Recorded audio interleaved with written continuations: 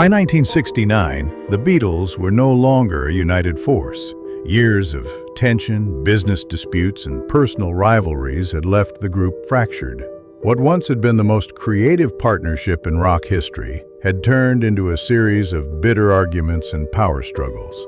The studio, once their sanctuary, had become a battlefield where egos clashed and patience ran thin. In the middle of this chaos, George Harrison quietly prepared a song that would stun the entire band.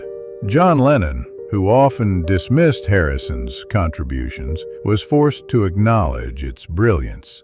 For a man so quick to criticize, this rare moment of admiration stood out. It wasn't empty politeness, it was genuine respect for a song that could not be ignored. That song was Something. Introduced during the Abbey Road sessions, it marked Harrison's rise from the overlooked third writer into a true creative equal. The track demanded attention not only from his bandmates, but from the entire industry. Lennon, who had grown tired of what he considered lesser material, immediately recognized its power. For once, Harrison had broken through the wall of skepticism that surrounded him. The recording of Something began in April 1969 at Abbey Road Studios. Harrison arrived determined, unwilling to let his song be treated as background filler. He carefully shaped the arrangement, experimenting with guitar tones and directing the overall sound. Paul McCartney laid down a melodic bass line that gave the track its distinctive flow, while Lennon, uncharacteristically, took a supporting role at the piano. His decision not to interfere was telling. This was Harrison's song, and even Lennon knew it. The dynamics inside the studio were tense, but different. Lennon's admiration shifted the usual balance of hostility. He wasn't known for praising Harrison's work, and the fact that he did meant the song had cut through his indifference.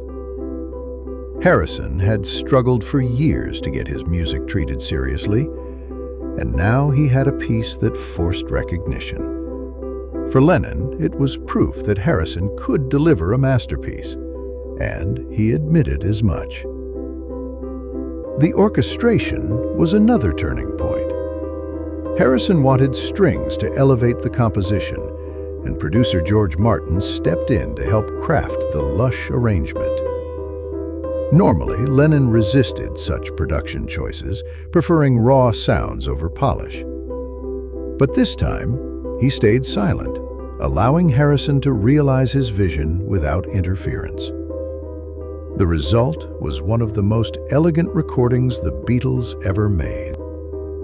When Something was released on Abbey Road, it was chosen as the first Harrison-penned track to appear as a Beatles A-side, paired with Lennon's Come Together. The reaction was immediate. Critics hailed it as one of the finest songs of the decade.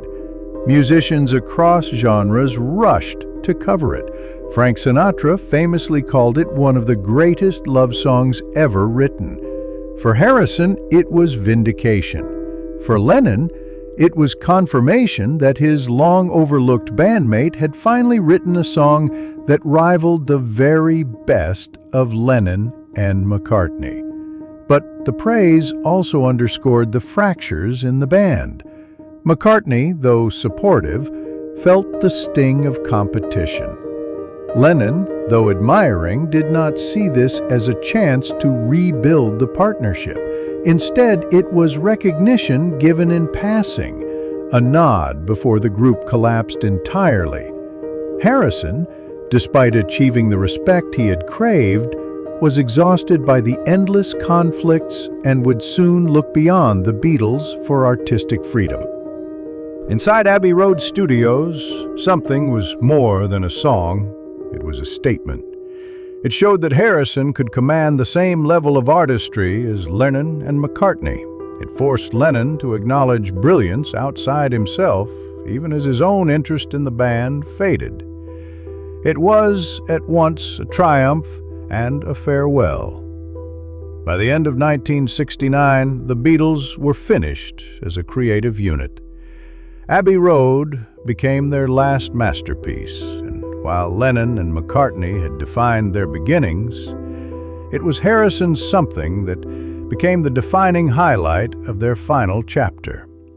Praised by Lennon, celebrated worldwide, and immortalized in countless performances, it remains the ultimate symbol of Harrison's emergence from the shadows and of the band's inevitable end.